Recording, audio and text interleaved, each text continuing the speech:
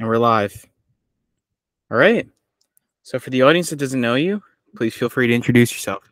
Hey, what's going on, man? I am Tony Bakes or Antonio Guerrieri, and I am how do I even put this? I guess you could say that I am an influencer / podcast producer. I don't really like the word influencer, but that's what people seem to be calling me these days. So. Yeah, I've seen you around, and we have a few mutual followers, and as well as, very funny, interesting follower that I noticed of yours, Bert Kreischer, which actually tell us a story about the Bert Kreischer one. So I wake up like this was so I guess we could start from the beginning. I have been in the content space for like 3 years, and I really kind of started blowing up with my 75 Hard series about 4 or 5 months ago, and I did the Carnivore Diet. Bert is big on carnivore. He's been doing it, and he's doing the 5K by May right now. So I guess he saw it. I wake up one morning, and I'm like, holy shit, what the fuck? And he followed me, and then I sent him. And I actually, funny enough, when he followed, I was on an Instagram ban from sending DMs, which we can get into later on. But so I couldn't message him for like a week. And so I ended up messaging him. I was like, yo, man, I'm a big fan. And what had happened was I do my videos. If you see any of them, I do them with my shirt off. I got the idea from watching The Machine. Like, I was like, all right, that's it, time to go all in on content. So I DM'd him that, and he was just super nice guy. Just was like, yeah, man, I love the journey, love what you're doing. We talked a little bit about carnivore. It was very brief though, nothing crazy though. But it was seriously like it was a cool moment. Right, yeah, and it was funny too because when I saw that, it was so you like my reel, I guess, and that's how we met, right? Because yeah. So actually, no. I was going to ask you this because I think I saw because I'm Julian Dory's a friend of mine. I met him when I was working at Crime Scene Cleaning, running their channels, and we stayed in contact, on and off. And I think you posted one of his, and it like popped up, and then I saw you in my DMs, and then I looked at your podcast. You're still in high school right now, aren't you? Indeed, I am 17. Well, you're hustling like I wish I would have at 17, my man. Good for you, man. This is you're understanding that this is how you got to just get started with whatever you got, and I tremendously respect that. I appreciate that, man. Yeah, no, it was, but Julian's a super cool guy. Oh yeah, but yeah, very generous. Yeah, When I got laid off from my job, I pretty much lost like every single contact from when I was there. And he was the only one the day that I got laid off, and I texted him. He still answered me. He still tried putting me in contact with people. He is probably one of the most genuine people I've ever met in the social media space. Yeah, for me, so I'm just gonna like tell the story how I met him. Please. So I don't know if you're familiar with Jim DiOrio. Yes. But so, I've been a fan of Julian's for probably like a year now. Like here and there, I would watch his videos, put them on in the background. And, I'm thinking about who should I have on as my next guest. And I look through his follow list because I realize he like follows like 1,000-something people. And I assume that a lot of them would be his guests. Yeah. I was then correct when I saw like ex-military guys and stuff like that. And it was a lot of the same guests that I usually would have on anyways. So then I saw Jim DiOrio, and he was a smaller account. Yeah. So, and I felt like this was his personal. So I just messaged him and I'm like, hey, let's do something. And he goes, absolutely, sure. And we did it. And it's funny because in the conversation, he's like, where are you from? And I'm like, New Jersey. And he's like, that's where I was the head of the FBI there. And all like in just New Jersey. And he's like, what part? And I'm like, Ridgewood. And he's like, oh, my niece's, what's it called? My niece's boyfriend's kids go to Ridgewood High School. And, he told me, and I'm like, what's their names? And I'm like, oh, I know these people too. So it was, and then, it was really funny because then I like surprised them with the interview kind of. But yeah, no. So then I upload the interview. I think I tagged Julian in my story, and it was probably also on Jim's part. He probably shared it with him. And, next thing I know, Julian likes my story. And after that, I sent him a DM from like months and months ago. Yeah. And he just responds and he's like, hey, of course, let's do something.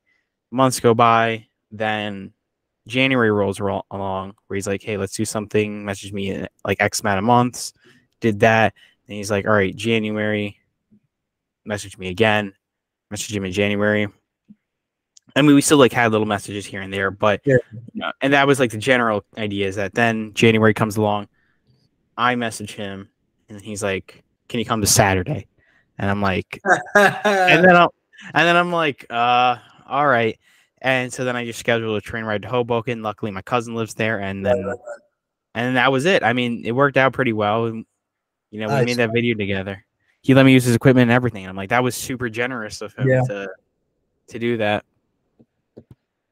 Yeah, man. Like I said, just when you don't, especially with like I've made the transition now, but I mean, as I've like navigated the space, it's rare you find people like really like that'll go that extra step, especially when you're like just starting out. So it's like whenever I find those types of people, I always try and just help them out wherever I can. If I like even with Joy, like if I ever meet someone, I think I always send it his way. And 1 out of 3, he always says I'll always take 1 out of 3, 1 out of 3 of them. But yeah, it's no, like I said, very, very good dude and a great story, man. Yeah, no, I have a lot of respect for him, Yeah. and I don't keep in touch as much with him. Yeah. But I did. Well, I'm actually gonna leave this to be a surprise, but he knows about, how should I put this? I guess kind of recently I did keep in touch with him for something, but that's gonna come out later. Okay, But good. anyways, yeah, so what's it called? But also with Bert, funny enough, Yeah. so with him, what was funny about that was you liked my reel, and then I think I check your page and I see Bert follows you, and I thought that was cool. But recently, around that same exact time, Bert saw my story, and I told you about that, and I sent you a screenshot. So I think I was just posting clips, and I think it was talking about bears. And I'm like, oh, who really likes talking about bears? Joe Rogan. Yeah. And then I'm like, who's friends with Joe Rogan? Bert Kreischer. And I had no concept that Bert actually looks through all of his content on Instagram. I realize that he does now, considering that he reposts a lot of his fan stuff. Oh yeah. But then next thing I know, I see on the little like profile views, I see Bert Kreischer. It's like all my friends, people that follow me, Bert Kreischer. I'm like, is this like a scam? I go and I check. It's not. It's the guy with like 3 million followers. I'm like, oh shoot, I guess he saw. So then I mentioned him again, and I'm like, yo, hop on the podcast in the story. He saw that one too. He did not respond. Right. But you never know. So yeah, that it's actually interesting that you bring that up. It's like with social media, I feel like almost people are like afraid to even try things like that, where it's like just because it's literally as simple as tagging somebody, and you never know if they're going to see it, and might get lucky on like that day or something. And that's kind of like the thing that I learned working in it, because like I told you guys, my main job is I'm a content producer, so I work with I'm on the channel management side really. Now I work with John Deere. I used to work with Crime Scene Cleaning, and a lot of the collaborations that we got was all through pretty much cold DMing and tagging in certain videos. Because say you tag somebody in a certain video and it gets like a viral pop, one of those videos gets 700,000, 500,000 views or whatever, and you got lucky with it, that person will see that and maybe they'll send you a message. Maybe they'll want to do something with you. Maybe they see it, like your content, and click a follow. So it's like, you kind of have to like, that's kind of how you like play the game. You can't just really play it in the sense where you're just posting. Like, try and be collaborative with people. I DM people that are at the same level as me, even below me or higher, because you never know where it's going to lead, if you can get the collaboration. Right. Yeah, exactly. And yeah, I mean, it's kind of funny because also the 3 mutual followers that we had would not be people that you would expect, I guess. Like, they're very random people. It was like Bert Kreischer, Julie Vigorito. Vigorito also follows you. I don't know if you're familiar with her, because I do car content, as you saw on my page too. Yeah. And she doesn't follow me, I don't think, but I follow her, and I saw that she followed you. Do you know why that is, or? So Julie actually went to high. I haven't. That's a name I haven't heard in years. She went to high school with my sister. I knew her from way back when. Interesting. So you don't even. So this was No. before like she was even. Oh yeah. Oh yeah. Yeah. Just her and my sister used to hang out. This was, but God, I'm 27 now. This has got to be going back 12 years ago or something like that. When I was in high. This was when I was in high school. Right. So you didn't even like Nope. Nope. I know remember or her on the come up. I remember her on the come up when she started, like, because of just mutually. But yeah, just I haven't, like, that's a name I haven't. Well, I'm actually surprised about it. That's a name I haven't heard in a very long time. yeah, no, I just saw that because I What followed does her she do? because She does car content still? yeah, Lamborghini, like stuff like Oh, that, because yeah. that's how yep. I'm just looking at her page right now. Yeah. Yeah, that's mainly what she does is just like Lamborghini content, and I follow a lot of people in like car content space, and I guess I followed her. I got you. I got you. Yeah. Where are you from? Me, I'm originally from New York, but now I'm down in Fort Lauderdale. Hmm. Right, yeah, because I'm in New Jersey. So Yeah.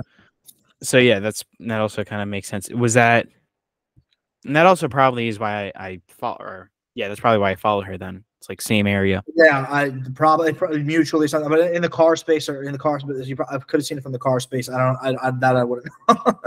Well, it was probably it was definitely from the car space, Yeah. but that's So funny though. what do you do with like the cars and everything? Are you a car photographer? No. So, what I do with the cars is so it kind of started out like kind of as not a joke, but Mhm. basically one day I got the offer from somebody I know.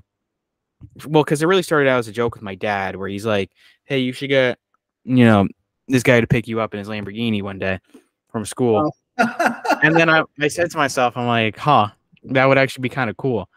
Then like I said to him, "Hey, let's do that." Yeah. And he goes, "Sure, when, where?" And I'm like, "All right, here at the school. Here's the address." Next thing I know, an Aventador pulls up outside the school, and people are looking at it like whose car is that? And then I'm like, and I get in, and people, and it was just really funny. Yeah. But then I'm like, oh, I wonder how far I could like, if I could do this with other cars too. Right. And then it went to like the Ferrari, like 812 super fast. Oh wow. Then because that guy also owned a Rolls Royce, Ferrari, and a Lamborghini. Then my friend reached out to me and was like, "Hey, I have a Mustang. Let's do it with the Mustang." And I'm like, "Sure." Then I DM'd somebody and I was like, "Hey, could I use your Huracan? Like, could we do it with your Huracan?" He's like, They said "Sure." yeah, right? Yeah, yeah, they did say yeah. And There then you go, bro. You're proving the point right there, man. DMs. yeah, yeah, D1 hustling. That's nice, man. But then there was his friend. He had a Porsche 911. It's also like mutual friends too. Yeah. But yeah, that's the main thing with the pickup series, as I like to call it, because it's all from school. So I got you. I got you. it's a smaller series, but it's pretty fun. Listen, if that, I'm actually happy you said that because it's like you gotta. One thing that I've learned is you gotta do this out of the enjoyment, not out of the how many views I'm gonna get, because you get into like you can get into a very vicious cycle of like just I need views, and it's like at the end of the day, like yes, obviously comes a point where you want to monetize. That's kind of where I'm at now. But is it like really worth it if you're not having fun with it? Yeah, well, that's with anything in life. You don't Yeah. want to just be stuck doing something you don't enjoy. Because I know a lot of people like that. Oh They're yeah. making a good amount of money, and they're just sitting there like, oh, now I have to do this, and now this sucks, and I don't like doing this, which is living unfulfilled is much worse than living poor. I will agree with you on that one, man. I will agree with you on that one. Yeah, no, it's not unless you're Mr. Beast though, because he's making. Well, let me also say this. I think another thing is that people like kind of talking about like the content side of it. Like, there's people that view this as like this needs to be my life, and then there's people that view it as like a tool to like fuel their lives. So it's like I don't necessarily like 100% of the things that I always talk about. Like I don't really like the back end business side of things, but I know I have to like kind of do them, and I'm at the very starting point right now. But what I will say is that the one thing, since I've like really taken this seriously the last 6 months, I'm starting to understand that this is more a tool that is going, that I'm happy that I enjoy it, but I have to view this and use this as a tool to fuel what I really want down the line, if that makes sense. You know, Jimmy, and it's funny because it's I saw this on one of Casey's episodes. I think it was the Impulsive episode. He goes, Jimmy understands that this is just a tool that is going to get him to that billionaire mark or whatever it is. But he goes all in on this one particular one because he understands how powerful it is. Well, Mr. Beast is known for, you know, like being one of the most insane content creators of all time. And you know what? I agree. I mean, he definitely pushed the envelope in a way that nobody expected. Oh, yeah. And it's funny too, because I remember him when he was, you know, saying Logan Paul's name about 100,000 times. I remember those, man. And now he has like more than like 10 times all the subscribers that Logan Paul has put together, which is that's really funny to think about, that the same man that like he was like Logan Paul, or you know, whatever, he says their name a bunch of times. Now he's bigger than both of them. Well, that's the thing, and it's like that's where it comes with growth. It's like it's fun. That's what the most interesting thing to me about the internet and social media. You can see people how they grow depending on it, and like everyone right now is really, really trying to be like the expert. You know, they want to be like, if you go to the other side of it, like, are you familiar with like the business guys like Hormozy, Iman Gadzhi, all of them? Yes, very. So like you see everyone trying to replicate what they're doing when you kind of just have to document where you're at. Like they were blessed that like Alex Hormozy, he was blessed. He was worth 100 million the day that he started making content. He was already worth that money. So that's why it works for him. Whereas like what you're doing right now, like what I'm doing right now, I'm documenting the weight loss journey because that's just where I'm at in life. And some people will, and there's people that are like, oh, like he understands what he's doing because I can go through it with people, and that's why they'll work with me on the back end of it. You know, where you're starting your podcast. I think it's amazing, dude. We're doing this over Zoom right now. You know, and then now 5 years from now, when you have a studio and everything, people are going to look back like, holy shit, that kid started on Zoom 5 years ago. You know. Right. Yeah. Rome wasn't built in a day, so to speak. Yep, exactly. But also, too, to your point about people replicating things, one thing that actually reminds me of is Mr. Beast in general, like about that topic. Mr. Beast, you know, the Mr. Beastification. I love this topic. Go into it, please. I really enjoy this topic. Keep going.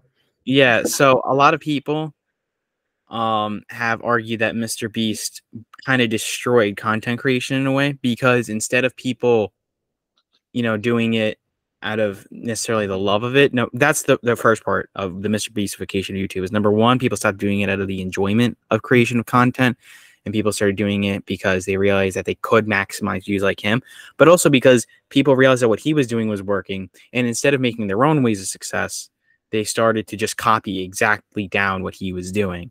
So like in a way, like down to the font, and I'm guilty of doing this too. You know, I'm not, yeah, but you know, because it's just easy. But even Mr. Beast himself has said that when he started like kind of doing that, making these like maximized videos, his point was to make people like him, like-minded people that would make kind of like similar ideals of content, like just the best videos they could make with what they were doing in their niche or their content, instead of just doing exactly what he was doing.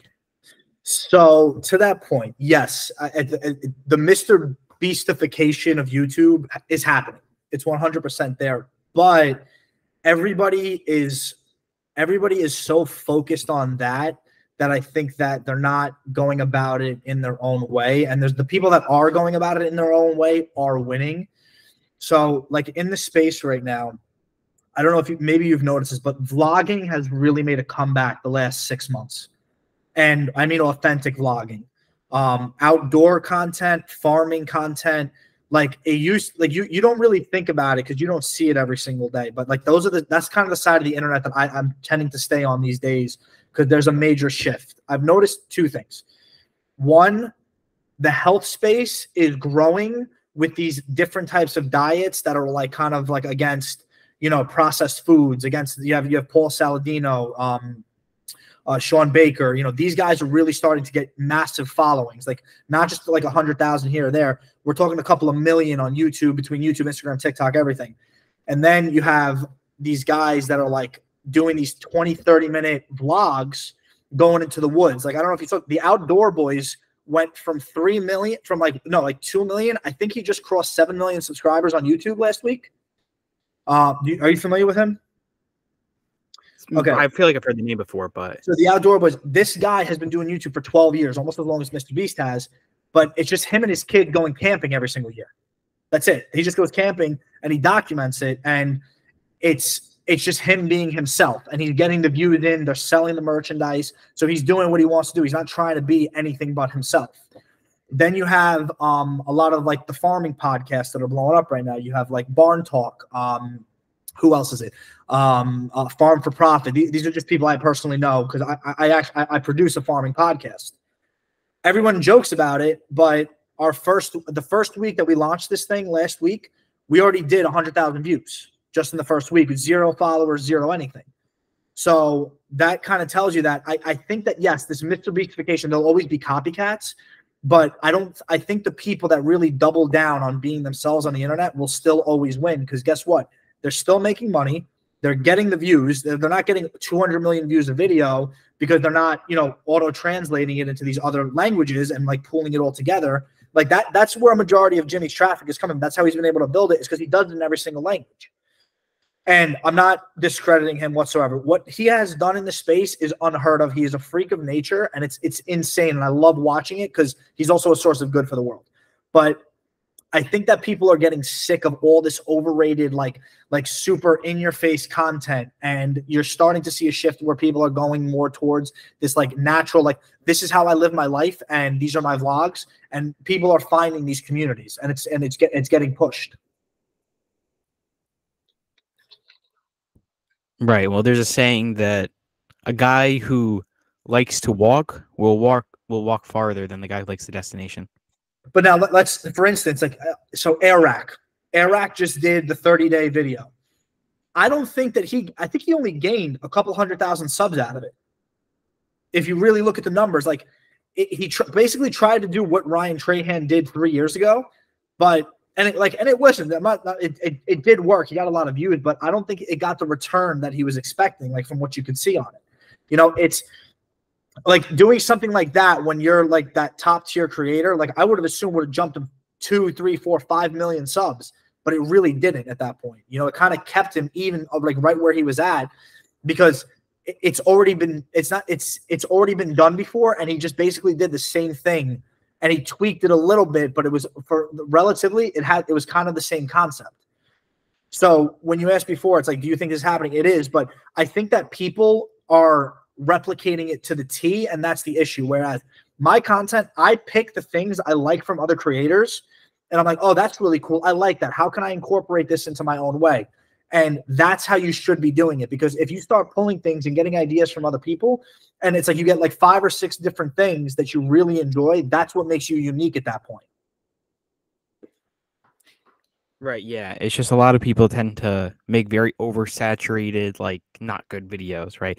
Even, again, I am very guilty of doing this as well, of making, not making the best quality content that I could. Because sometimes, like for example, the brain rot content, I'm just looking at my page right now, right? Like I used to always add the carpet cleaning content underneath, or the GTA 5 clips underneath, like some of my videos. And the unfortunate truth is that it does work, right? And it works very well too. It totally, like, I guess to put it like the best way I can, it roids up kind of like the views almost in a lot of ways, without really much editing. And the only thing you really need to add is just captions, and then you have a clip. The unfortunate thing is that it's just kind of lazy, and it can be a little obnoxious, especially when you're interviewing like a Stanford professor. It's funny because that's what happened with me. So my friends were like, one of my friends was telling me like, oh, you got to have like a new style of editing. And then I made this new style of editing, and he was like, this is so much better. This is just straight content, But also on top of that, I received a comment on, and the comment still is up. I didn't get rid of it, but it's my interview with a Stanford professor, and like it's a not the whole entire interview, it's the clip, and she was, I think it was a girl. She was like, "Oh, this isn't true, et cetera, et cetera." But also, the GTA is so obnoxious underneath, right? So the major criticism was about like the actual clip itself, but Yeah. then that one little sense of just, oh, the GTA is so obnoxious underneath. I'm like, yeah, I should probably get rid of it. Well, I mean, listen. At that point, you got to like you have to ask yourself like, what do you like want to what do you want to like gain out of this? Do you want to gain a bunch of views or do you want to gain community? In which I get you go for your viral grabs by all means. Like if it's gonna get you views and it help grow the community, I get it. But if you go into this thing whereas a lot of people do, it's like I need to get the most amount of views, I need to get the most amount of followers, and you start just following the rabbit hole of seeing like this got 20 million views, let me replicate this. That's not building brand. There's a reason it takes years and years and years to build brand. And as you get better at creating your own style of content, the views will come. Like I posted 500 videos before I had one pop off. Then the one popped off and the rest all kind of fell into place at that point. So but I took the time to figure out my style, figure out my voice, because a majority of the time, I hate to break it to everybody, it's not about the edit. It's about the substance of the content of what you're talking about. Right. Yeah. That's something I've had to learn, through time as well. And Because that's what everybody hates, is because it takes time to figure that out. It doesn't just happen. Right. Well, also another thing too I've learned is that just because you have really good quality edits does not mean it's going to get a lot of views Not at all. either. Because so I had this one really well edited video on my Instagram, and I think it's called Julian Dorian on DMT, right? And you see that video, I did a really good job at editing, and I know I did. Yeah. That video only has 598 views, Yeah. right? And 4 videos later, 2,000. And I think like a couple videos after that, 5,000, right, on my Instagram. Right. So it's just like stuff happens. It's not really my fault, but for some reason, even though I was like, oh, I edited this just exactly how I need to, right? And granted, there are some editing tips that like if people take, they will do better. That's a fact. Of course. Right? Like there are some very general ones that I've learned that people have told me, various YouTubers and whatever. But there's also things that like, you can't out edit bad content, right? No, definitely not. Definitely not. You like the editing is what makes it unique, but again, it's like I've had videos go pop off where it's just because I said the right words, or it's like it just triggered it. Like, nothing changed in my editing. I've been editing the same way since, but I started adding in like Carnivore Diet, the viral terms and everything, and my speaking got better. And it's like if I take that little bit of time to script out my videos and really formulate what I want to say, that's the secret. It's not about all this stuff. And it's just I go back to it. It's just that learning process of getting to that point where you're confident enough on camera, because confidence is what sells, man. It's just you being as authentic as yourself, but providing that type of value where it's it's free flowing. It's not like you're trying to be something that you're not. And I think that those are going to be the ones who really win on this game. Right. Yeah. You can usually smell out a fake personality on social media. Oh yeah. Yeah, like I've met people in real life, here and there. It's more like the people that I met in real life, but it's like which is much smaller, obviously, than the amount of people that I've spoken to, like in DMs and stuff. But like I have met people that they're just not it. They have like 500,000 followers on Instagram, and then it's like you meet them and you're like, there's something very off about this person. But and that happens. I mean, that's not anything unusual, but like Jimmy, for example, his personality is pretty consistent. Like it's a little obviously it's much more relaxed when he's on a podcast. He's not, screaming, but and like also kind of like a segue about people. Who are some of the people that you've met kind of like while doing this other than Bert? Yeah, doing this, I haven't really doing this. I have actually from my content, I haven't. It's been right now the past couple of months. It's been all about like just it's been on me. But for my past jobs and everything, we did a lot with we did a video actually with Cody Sanchez. She came out for a day when I was working at the crime scene. That was interesting. It was cool seeing how she does her content. This was way back. This was about almost a year and a half ago. We had done some stuff. I had done some stuff with JH Diesel. He's big in the car space. He came out. He ended up buying a tractor from us, so we ended up doing a video with him. I met him. He was pretty cool. As far as the space though, it's been for me the past like few months has just been. Here's the thing. What I realized recently was since I blew up, because I used to blow up other people. And now it's like I focused on me. What I've seen, especially with podcasts, is people who rely too much on other people's clout don't really win. And that's the biggest problem that I saw. And I used to be like that. I was the guy that was like, I need to work with this person. I need to do this and I need to do that. But now, before I really reach out to somebody, I ask, like, how is this going to benefit us? How is it going to benefit them? Because audience matters. And it's like, what am I going to gain? Like, yeah, this person has 1 million subscribers, but are their audience even going to resonate with me?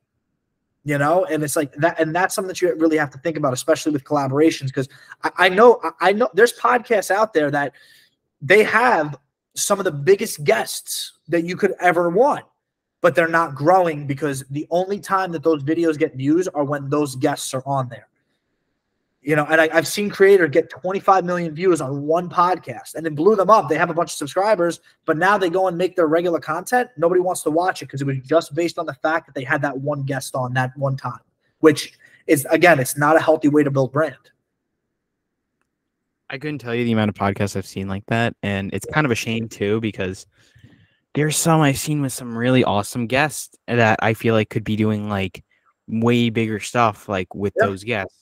You know, or there's also things where it's like they get a guest on and then that video gets like 10 million views. Andrew Tate would be like, you know, the prime example of that. Who it was, but one of that video I was talking about, it was with the guy that interviewed Andrew Tate. And now he's not that he's irrelevant at this point, but like you don't see him anymore.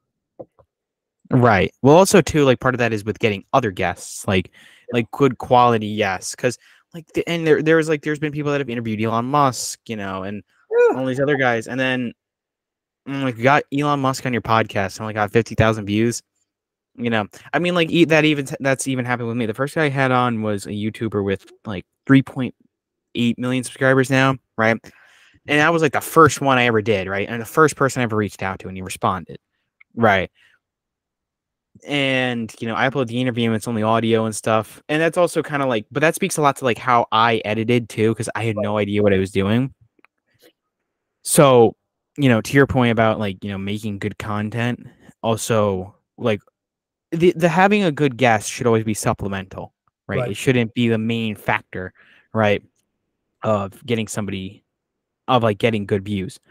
Like, you know, for example, I see this even with like big podcasts, like the Full Send podcast, which I'm a very big fan of. Like, you know, Nelk in general, I'm like, you know, I'm not a fan of everything they do, but the Full Send podcast is really cool.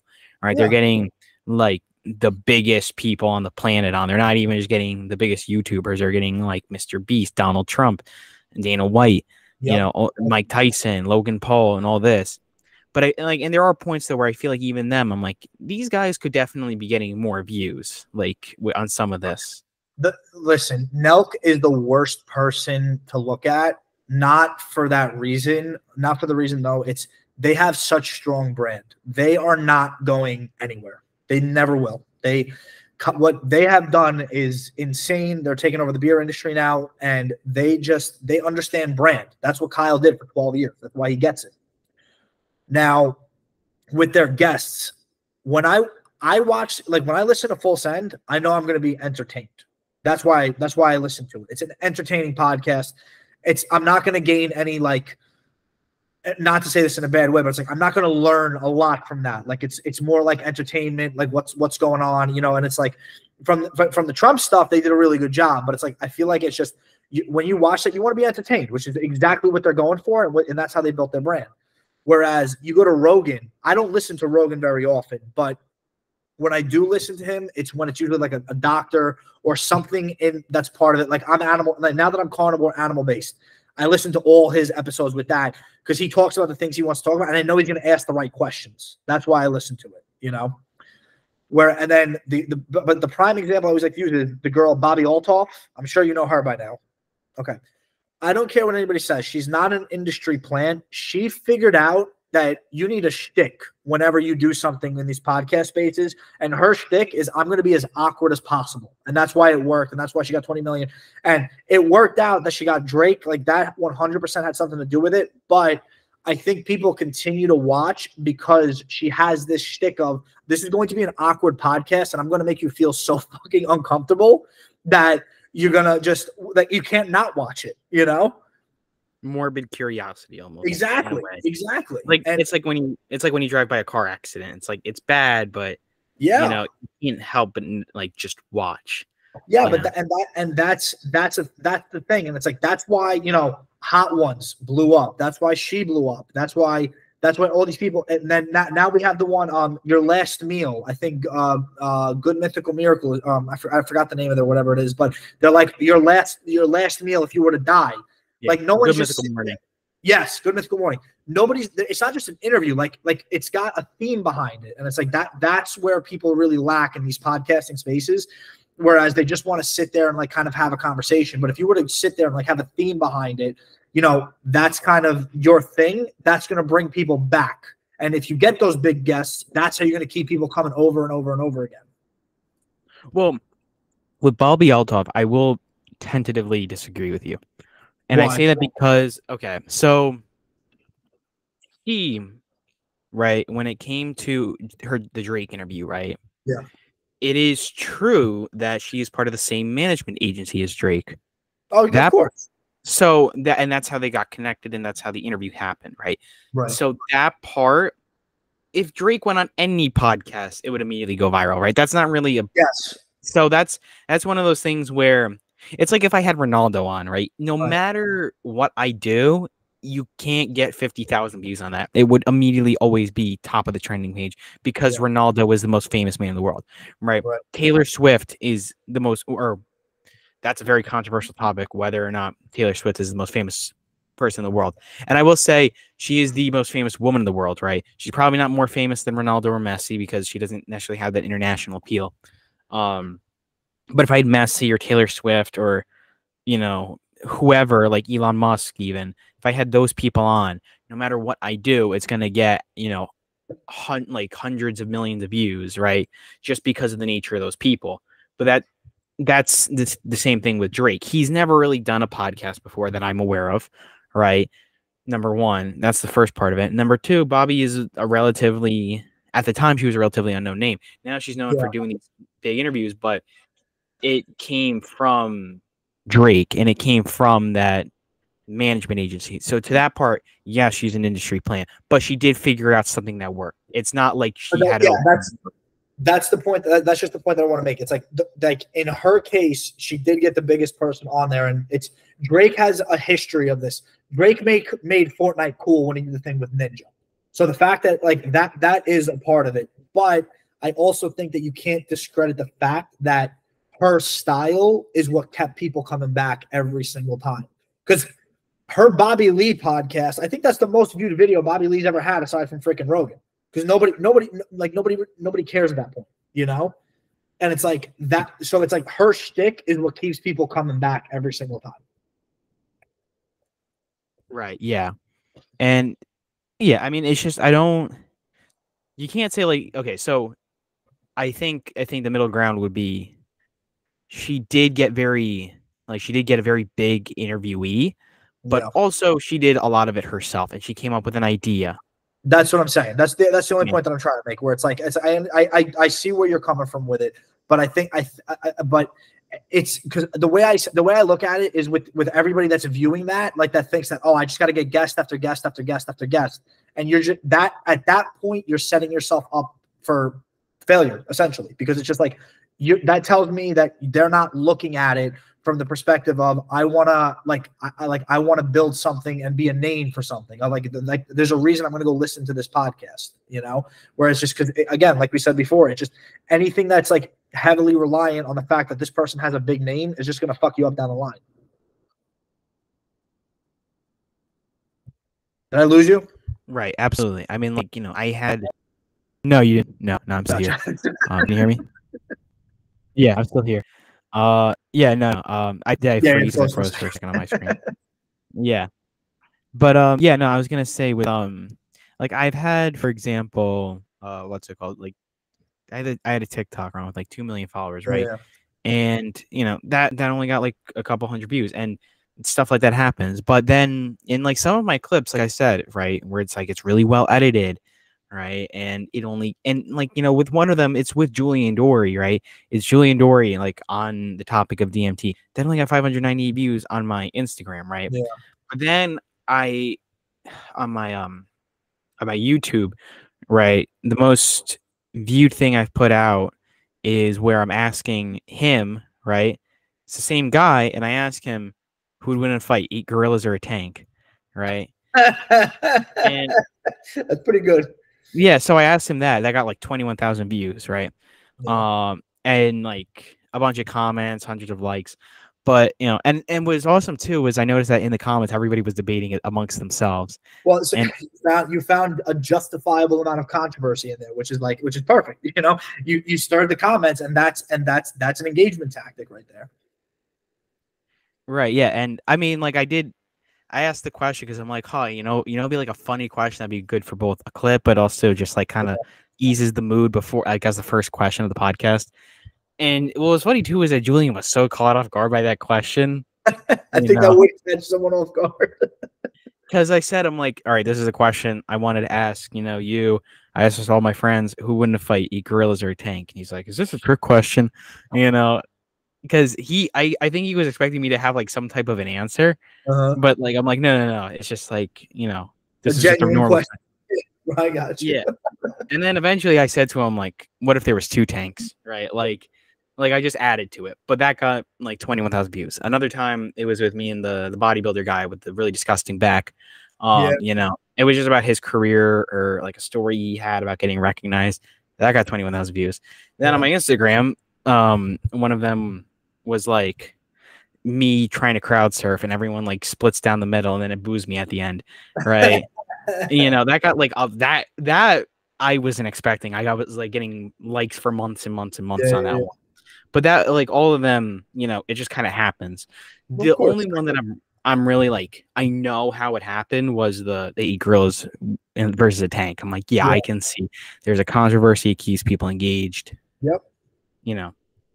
That's how it is, man. And it's about it again. Like, and I tell this all the time. Like, you can't go out there like screaming freaking hate comments to piss people off because it's just going to be bad for you. But you got to find that justifiable amount of controversy, and if you do that, that's the game that we're playing. You got to really pick a side with what you want, with what your content wants to be, and that's kind of the world that we're in right now. It's like, pick your audience. Don't just try and make content for everybody. Like, what do you actually believe in, and those people will resonate with you. And do some funny stuff like the gorilla thing. I think that's hilarious. Yeah, that was a really funny question. I still think that was a really funny thing that I asked. Yeah. But yeah, no, I mean, when it comes to, actually, this might be a good segue. When it comes to like specific things, right? And I guess branding, you're doing now 75 hard, right? Which, funny enough, I have all these questions that I didn't ask a single one of them. But that's a good podcast because we're talking, we're compatible. Yeah, exactly. So 75 hard, right? So what is it? Why'd you choose it as your method of self-improvement? And why'd you choose the carnivore diet?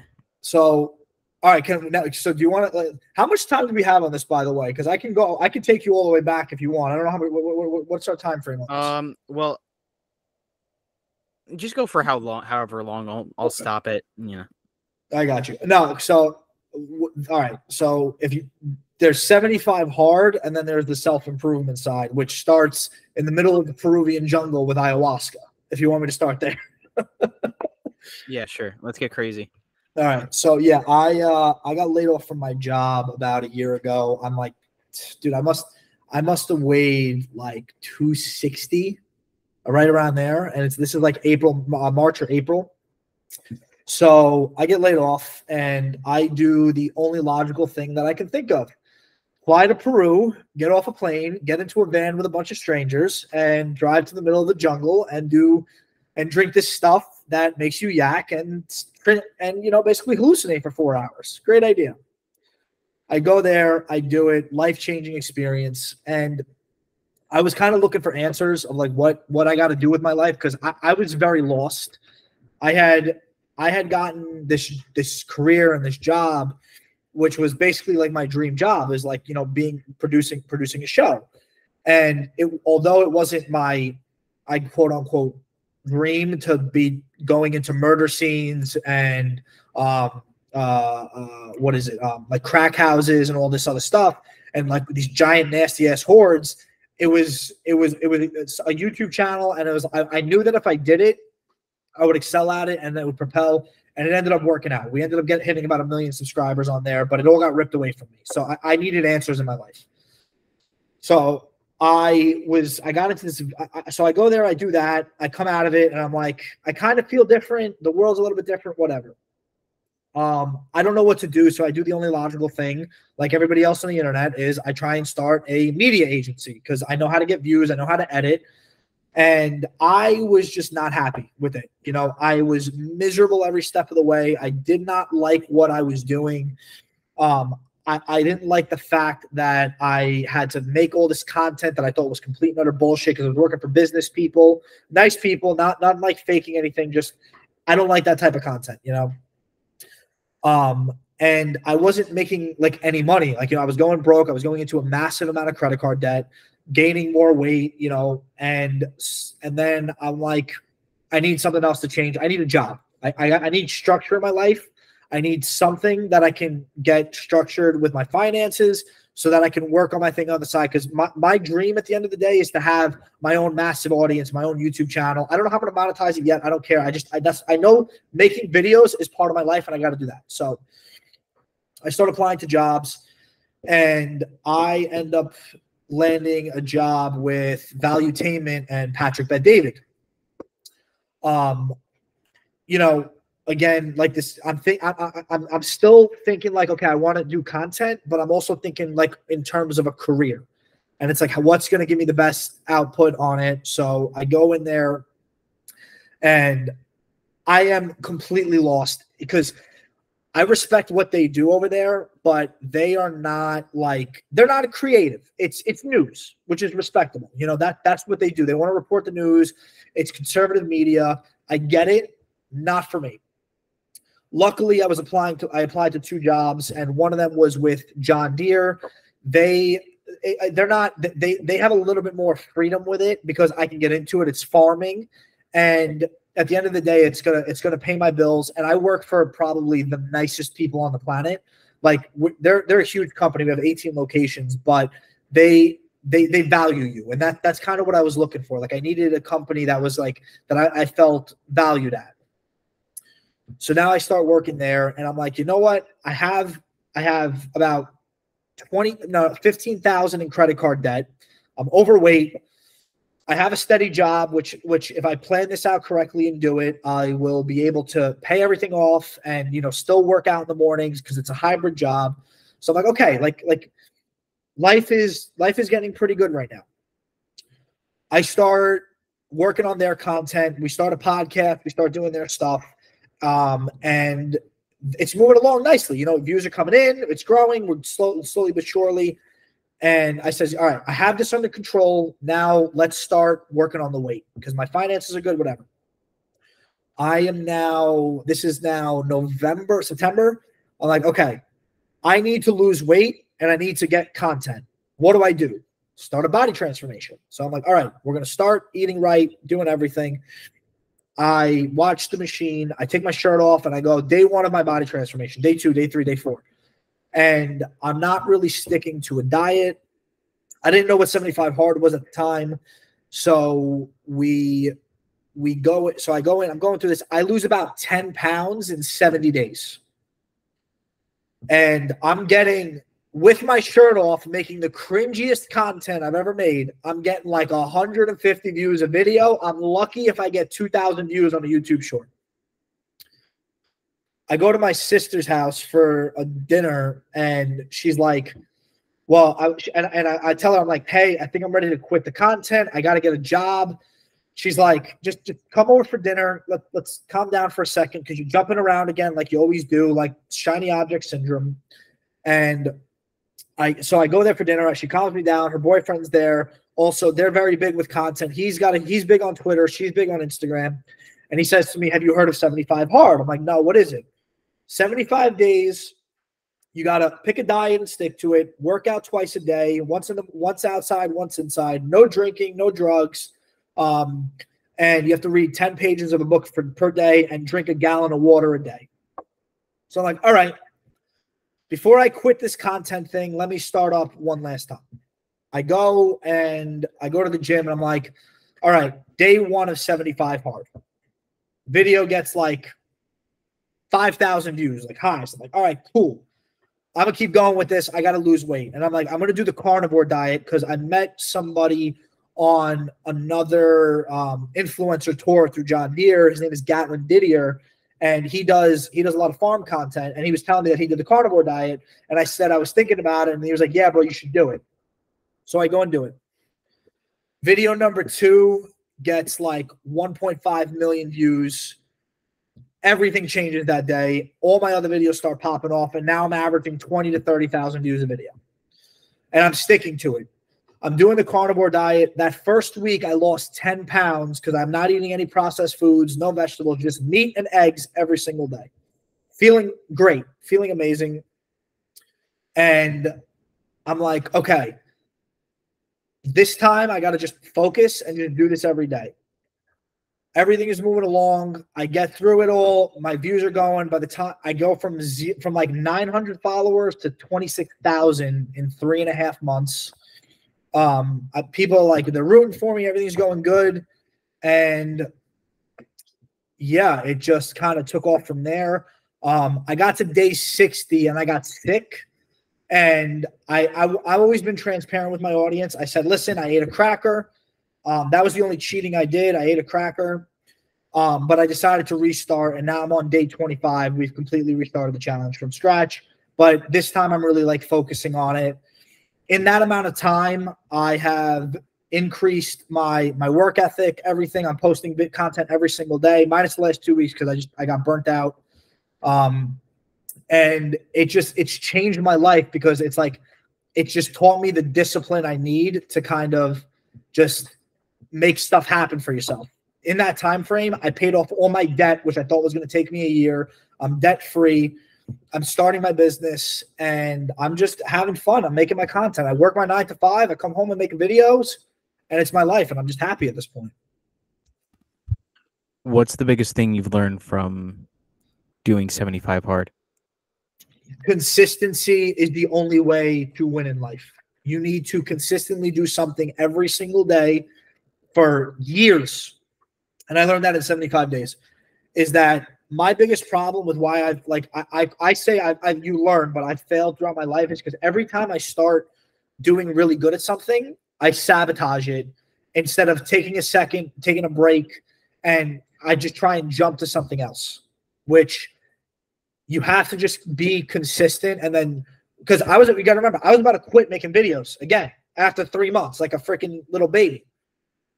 All you have to do is stay consistent and do the thing every single day, and that's how you win. Yeah, absolutely. I 100% agree with you. So when it comes to the carnivore diet too, you said that you've been really into that. Why do you do the carnivore diet? I need it. So when you're an undisciplined person, and 90% of people will agree with me on this. Well, I'm sorry, will disagree with me on this.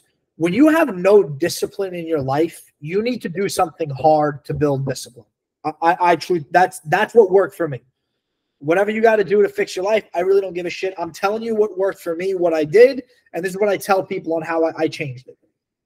Do hard things for a long amount of time, and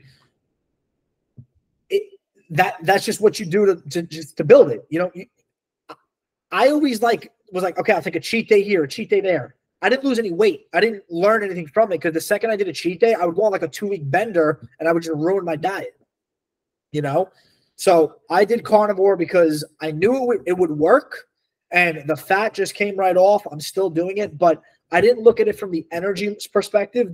My energy is what really like bumped up, man. Like I was feeling great, man. Like I wasn't tired, I wasn't sluggish, and it's to the point where I won't even go back to processed foods anymore. I just can't do it. You know, it's like it just your body is not meant to consume that stuff.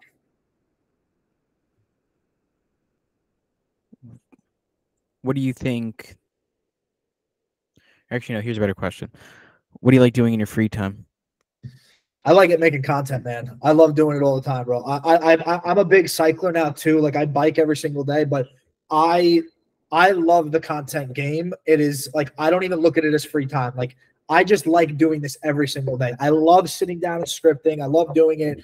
And I'm in the season right now of solitude where I'm just focusing on making the greatest content ever, you know, because that's all I want to do. I just want to make videos, and there will be a time, and it gets lonely. I'm not saying it doesn't. Like I've had lonely nights, I've had lonely days, but I personally feel that I'm putting myself through this right now because I know what the outcome will be, and I just want to stay focused on this right now because the better the content, the more successful I feel I will be because I just want to get good at this as best as possible, you know. Here's the question I wanted to ask you a little bit earlier. Yeah. When you said you worked at Valuetainment, did you ever meet Patrick David? I did. Not like I shook his hand, you know, the first couple of days I was in there. And yeah, nice guy. He's on a mission, man. There's no blocking that guy, and you feel it when you're in there. So it was only a one-time thing. Yeah, only a one-time thing, and then but yeah, he's like I said, he's on a mission in there. They're all great over there, but again, it wasn't the right fit for me. Right. Is there anybody that you do want to meet that you haven't yet? That I want to meet that I haven't yet? Ooh, oh, that's a big one. Let me think. Reed Dusher, Mr. Beast manager. I would love to just like one day, like I want to emulate my career like him in some ways. I love the content he puts out when he does put out his videos. Colin and Samir would love to meet them. I want to get to know the people that are behind the scenes because they're the ones that understand this stuff, you know? Yeah, I mean, you could always reach out, you know. Yeah, I think I think Reed's email is public. It's something like read at nightmedia.co or whatever. Yeah, no, it's up there. You can listen, you might get through, you know, but again, like you got to figure out your systems and you can't let other people influence it, at least for a certain amount of time. Like there's a time where you learn from them, but I think that like I'm in the phase right now where I'm just trying to figure out my way of creating this type of content.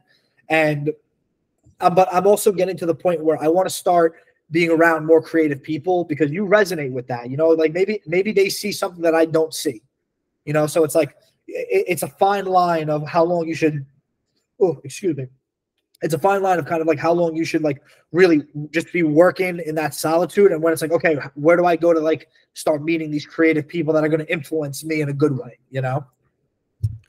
Right. Yeah. The people that I always like having the most on the podcast are people like, you know, YouTubers and stuff like that. Not saying that I don't like the other people. I do. Obviously, you know, getting to talk to the chair of the genetics department at Stanford or, you know, a former NYPD detective or the former, you know, deputy assistant director of the ETF. Those are all very interesting people, and I love all of them. But like when it comes to people that I can relate to the most, it's usually YouTubers because or you know, maybe TikTokers, maybe, you know, like some of the Instagram people, but YouTubers especially because it's like they kind of understand it. They're making long form content. It's not as in your face. They, you know, like Julian, for example, like I like what he does. They understand it as well. You know, they understand what you're doing, where you're coming from. It's not as like you are more like them than you would think that you are. You know what I'm Yep. saying? Like, or they're almost like more like you than you are like them, if that makes sense. Like then you could probably even see it. They understand the game, and that's what this is. And it's like you can tell when someone is doing content out of the love of it and doing content out of the I need to make a bunch of money, you know. And I think the ones that win are the ones that do it out of the love for it, because the money will come when you. Because listen, I don't care what you say. If you can build an audience and really understand how to keep people engaged in the video, you win. You know, because you'll keep cultivating this, keep bringing them in, and then the business stuff, it'll come. It will always come down the line. Right. Yeah, absolutely. Just a random question. What advice would you give people that are trying to go through 75 hard? One day at a time. It's one day at a time. It's okay. Today, I need to work out twice. I need to drink a gallon of water. I need to read my 10 pages. And I say to everybody, can you do it for one day? They're like, yeah, okay, do it today. And then tomorrow will come. Okay, do it today. That's all it is. It's one day at a time. What advice would you give to people trying to do the carnivore diet?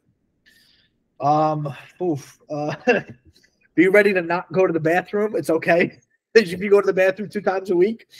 And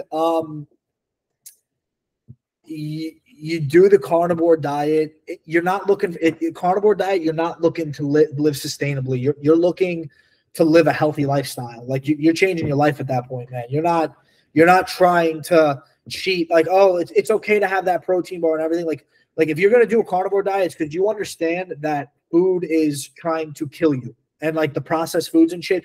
These companies don't have it out for you. And yeah, it's extreme, but I don't see the value in eating something that is shit with chemicals.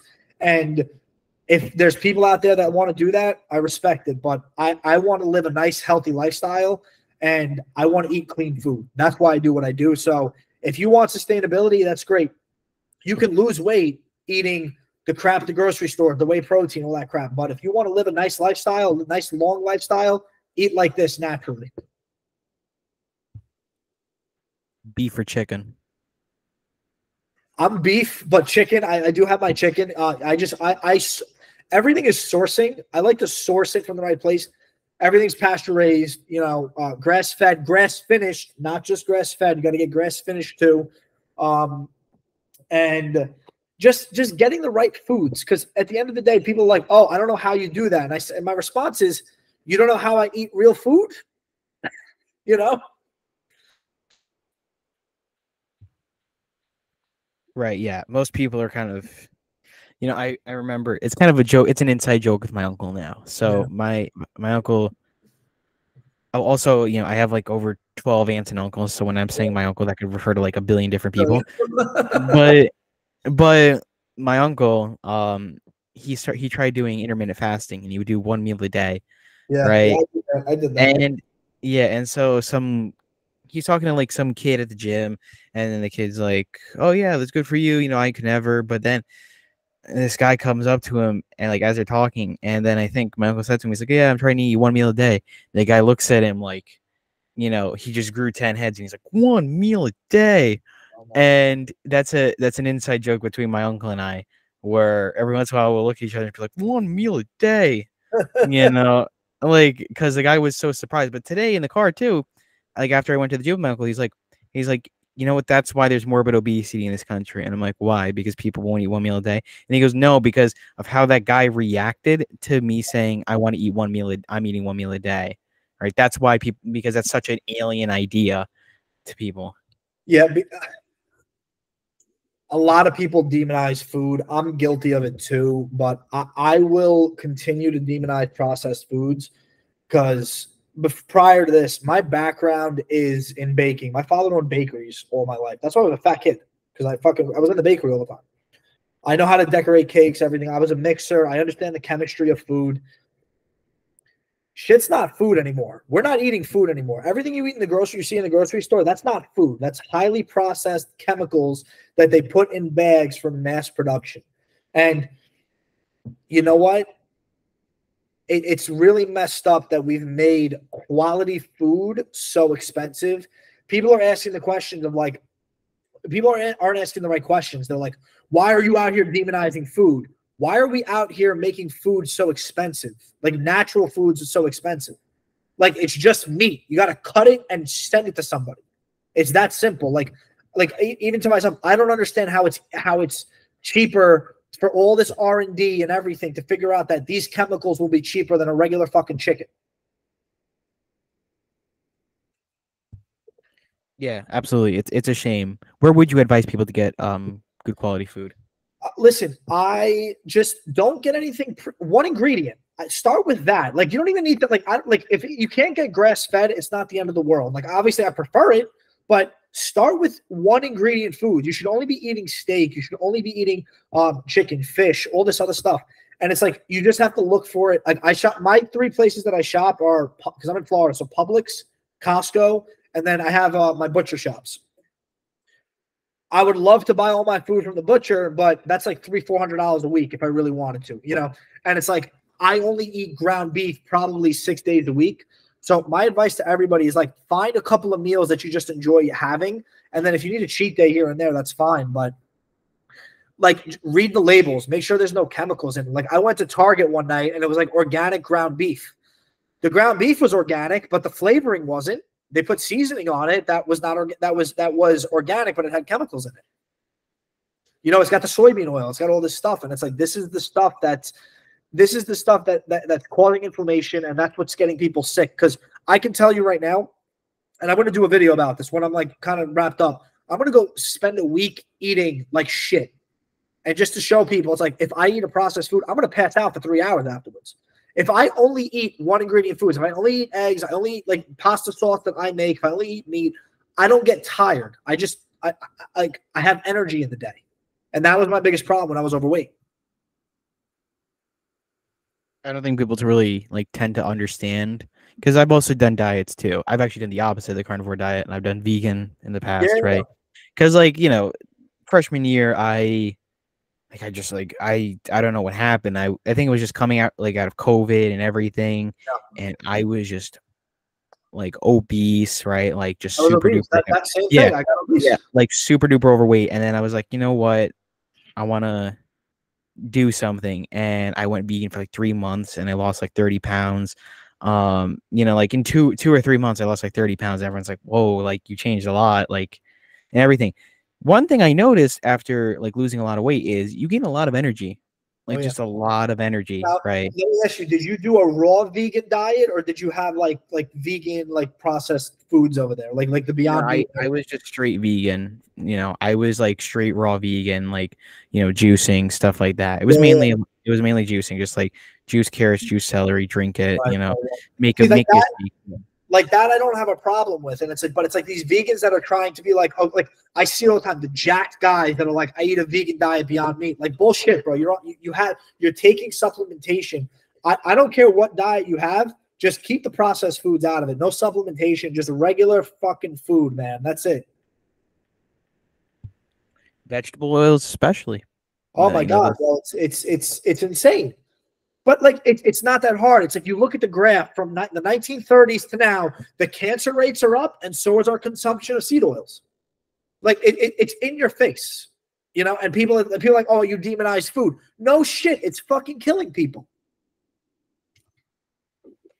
Right? Yeah, absolutely. I just, you know, it's an alien idea though, and I think that's what's problematic is that that's the worst part.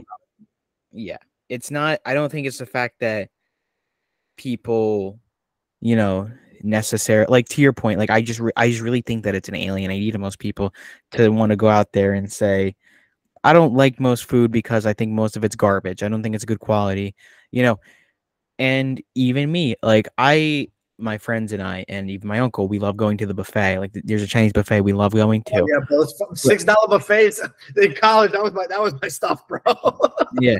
Well, it's not $6. It's like 20 per person, but it's yeah, inflation. But what's it called? No, but it's good. It's good and like bang for your buck, so to speak. You like instead of paying $15 for a burger, at Wendy's with the fries and stuff. You just buy a full buffet, and it's way more flavorful. It's way better. But my friend and I know, and he's very into health. He knows, and I know the amount of vegetable oil that's probably used for that is so unholy that it's yeah. It's everything, though. It's everything. Like you won't find a place that's cooking in beef tallow, and they have an app. It's Tallow Finder. Like you can find places that cook in beef tallow and butter and everything. But even you go to Outback Steakhouse. Like if I go to Outback, I'll get and it's on a carnivore diet. I'll get sick because they cook it in fucking vegetable oil. You know? Right. Yeah, it's always like a sudden difference too. And it's like we would just but everyone's like on like the thing that gets me is that people that do carnivore, they're like, you're demonizing food. What are you guys doing? The same exact thing, saying that butter is bad for you, this and that. And there needs to be that agency that is like, we're going to do the testing and we're going to say this, this, and this. And not to get all conspiracy theory on you, but it's like, why won't they do the animal-based tests? Like, especially with the Netflix documentary. Why did they do vegan versus omnivore? We all knew what was going to happen with that. Why didn't you do an honest thing? One only vegetables, one only meat, and see what it is and give clear instructions for everything, because they cooked all that meat in vegetable oil. There was no specifications on all that. I read the white paper on it. There was a lot of inconsistencies with how they did the test, and it wasn't transparent enough. They were just like, vegan is better, but based on what? What did they cook in? How often did they eat? These are the things that you have to ask yourself. Well, I mean, a very big part of that, if it's a Netflix show, the fortunate truth is that their primary thing isn't scientific accuracy. It's really just entertainment and making money from that, which, I mean, in a way, I don't kind of entirely blame them, but it's also, you got to be honest with people. But also to your point about like, why don't people like step in, I guess, and say something too? And I think that just comes down to money. Yeah. Unfortunately. Well, the guy who funded it is like the number one like vegan entrepreneur, from my understanding. So you got to look at it from that perspective too. But again, the main issue with that is you and I both know not to listen to Netflix, but there's a good percentage of people that are going to listen to that, and we all know it. There are people that only get their information from Instagram, TikTok, everything, and I'm one of them, but the facts are not around anymore, and it's very hard to find proper facts on things. It's in this day and age, there's just so much information out there and misinformation that you really can't narrow down the facts to be like, okay, this is what we're supposed to do. Well, most people just lack like a lot of critical thinking. They kind of just listen and they don't. But that's unfortunate. But like what are we gonna do? Exactly. Yeah, that's one thing I've always hated about any type of like bigger theory of like, oh, why don't people listen? Why don't people do this? Like for me, it's like, what are people going to do about it? Like, what am I going to do about it is really, it's like, if this guy thinks this, it's like, what am I going to do about it? It's like, you can't, unfortunately. Yep. No, it's the truth. Yeah. All right. I mean, I think that's a up on me. Pretty good place to end off. I was going to say, I think that's a pretty good place to end off. But yeah, that was good. Any final send-offs? I'll talk to you a little bit after the show. No, that's it, man. Thank you for having me, man. No problem, bro. You're welcome back anytime. All right. I'm gonna stop the recording. Let's talk a little bit after the show. All right.